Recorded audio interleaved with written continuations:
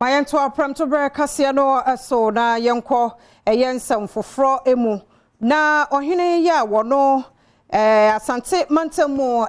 Ashanti South SDA Church ene won ma paw asori foforo wo Bekwai Asante Mantemu de hyedada no anam na nam so ama adankranya omanhene ye wo ho ode ade streto mpanifo anim se wo mo won tertiary institution ni bi wo Bekwai ne mpotemu Adom Kasee etwaso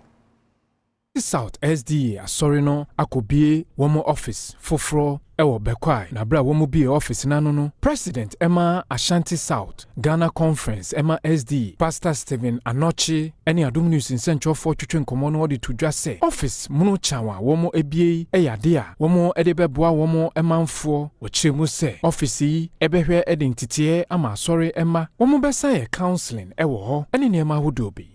dan yesi we anya sabe asori nko adwumadie na ye beye ewumu so ba mu aye wo studio wum studio ho no so bi kanyamsam so bi pese ye pese ebo bi hu dawuro se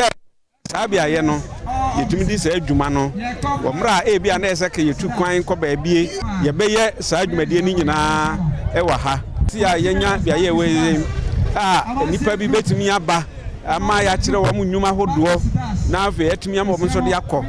akobobra ama ayeye nti aso yeyi for multi-purpose yina wo ha sei Pastor Prophet Robert Osei Bonsu no president ewo West Central African Division Emma SDA sorry no edi tudwa se ewo wo mo anhihye mu se wo mo beboa asorema no ama wo motumpon Baby asafo no bi na also ye hwese ebetumi improve the lives of the people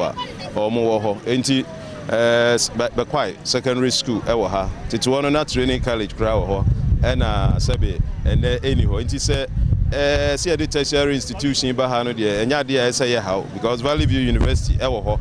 nti se ye pese ye buy mu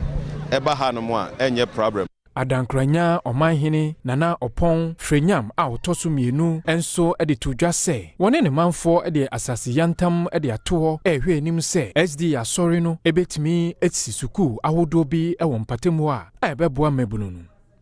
amayi asase kura da me ha ebabete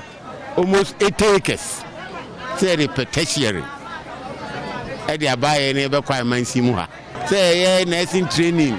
midwifery training and training college kura no wo mo ba asa wo ha ebetimi dia